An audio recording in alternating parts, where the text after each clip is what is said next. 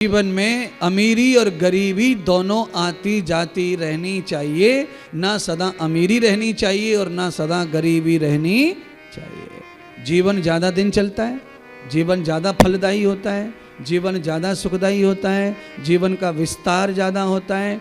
पपीता एक ऐसा वृक्ष है जिसका पतझड़ नहीं होता है, पर उस पर दोबारा फल भी कभी आता। देख लो, अब तुम्हें कौन बताएगा ऐसी बातें प्रवचन में पपीता के बारे में? कहां से लाएगा कोई? ये तो स्वयं का अध्ययन, स्वयं का चिंतन है विषय के, संसार भूगोल के ऊपर, इसलिए बताते हैं आपको।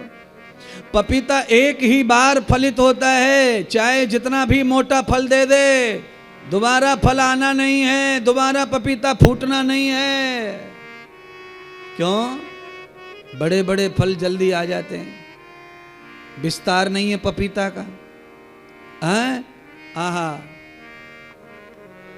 हर साल आवे अमरूद, हर साल आवे आम, हर साल आवे जामुन, हर साल आवे लीची, हर साल आवे सब।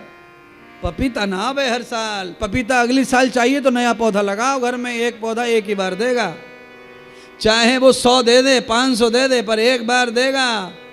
एक बार फल उतर गया तो फिर वो फलित होता नहीं है। क्यों? भारी भरकम फल है ना।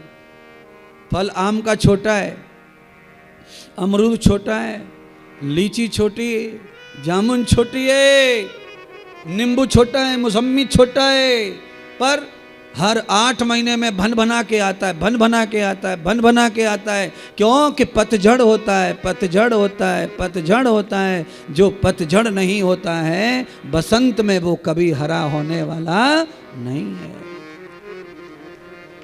तो कभी कभी गरीबी आ जानी चाहिए। अमीरी अमीरी अमीरी अमीरी, एक आध बार घाटा कुछ पड़ जाए, कंपनी में नुकसान हो जाए तो आदमी परेशान हो जाता है, थक जाता है। और जब से गड्डी की गड्डी भर रहा था, मौज की मौज ले रहा था, कोई नहीं, कोई नहीं, कोई खुशी नहीं, और अचानक डूब गया तो टेंशन, परेशानी, चिंता। ना बाबा, आते जाते कम कम कम कम, होते जाते बढ़ते रहो। कम हो जाओ, कभी बढ़ जाओ, हाँ, कभी अकड़ जाओ, कभी झुक जाओ, दोनों होना चाहिए।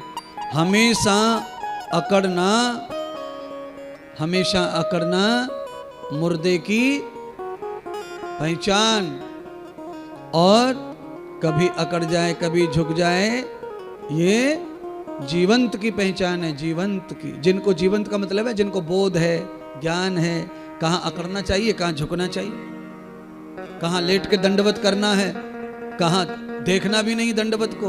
ये चेतन व्यक्ति का जीवन है, जागृत व्यक्ति का जीवन है।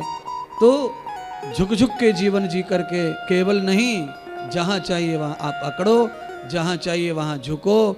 इस तरह का जो जीवन है ये विवेकपूर्ण जीवन है। ऐसे जीवन से हमेशा आदमी हरा भरा प्रसन्न बना रहता है।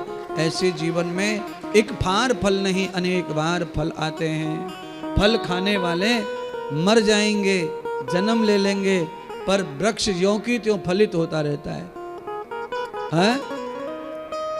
हमारे गुरुदेव ने बगीचा लगाया था आमों का। अब बताओ, अब गुरुजी को तो कितने साल हो गए?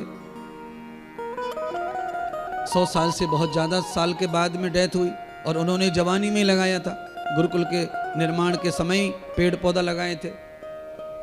अब मैं भी उसमें पढ़ के आ गया, मुझे भी वहाँ से आए हुए इतने साल हो गए।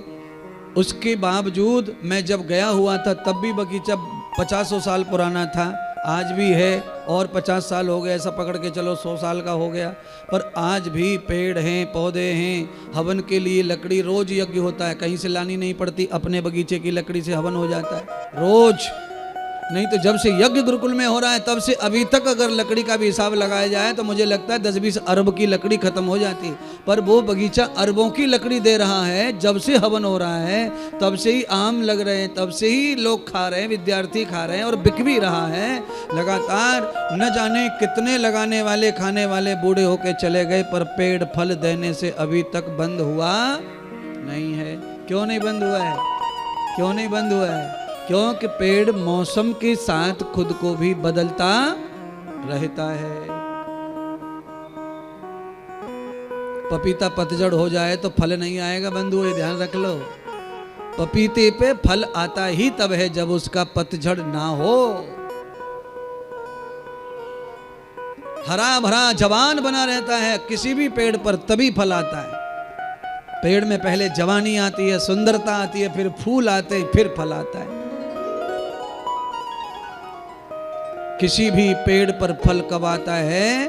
पहले जवानी सुंदरता, फिर फूल फल। और जैसे ही फल खाएंगे जवानी डाउन पड़ेगी, पुराने पत्ते बूढ़े हो जाएंगे, डाल को छोड़ देंगे और कहेंगे तुम डाल मैया, ओ पेड़ बाबा तैयारी कर ले, जवानी पैदा कर ले, ऊर्जा ले ले। तो जब पेड़ नंगा हो जाता है, पत्तियां नहीं रहती, तब उसको सूर्य ताकत देता है, चंद्रमा ताकत देता है, हवा ताकत देती है, बारिश ताकत देती है, और फिर से वो डाल जो लकड़ी जैसी सूखी खड़ी थी उसमें से कहां से पत्ते आ जाते हैं। यही चमत्कार भगवान का है। लकड़ी में से पत्ता आ जाता है, पत्ते में फूल आ जाता है, और फूल में से फल आ जाता है। ये तो बुद्धि मनुष्य के पास नहीं है।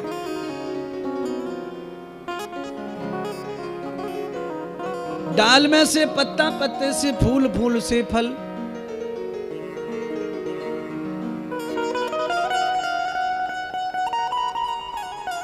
रंभ और करंभ दोनों ने निश्चय कर लिया कि अगर हमको संतान नहीं हुई तो राक्षसों का कुल फिर बचने वाला नहीं है। या तधर्मम त्वया कुलश्च, अगर आपका कुल डूब रहा हो तो ज्यादा डॉक्टर मत खेलो। कुल डूब रहा हो तो थोड़ी बहुत इलाज साइंस का लो, मदद लो, डॉक्टर की मदद लो। पर अगर डॉक्टर भी निष्फल हो जाए, फलित न हो, तो फिर क्या करें? अंत तो गत्वा, फिर क्या करेंगे? फिर हमको परमात्मा की ही शरण में चले जाना चाहिए। परमात्मा की शरण में जाना अति आवश्यक है। केवल मनुष्य का विज्ञान ये सब नहीं कर सकता है जो हमारी जरूरत है। उसके लिए परमात्मा का जो सूक्ष्म विज्ञान है, जो दिख नहीं रहा है, वह काम करता है।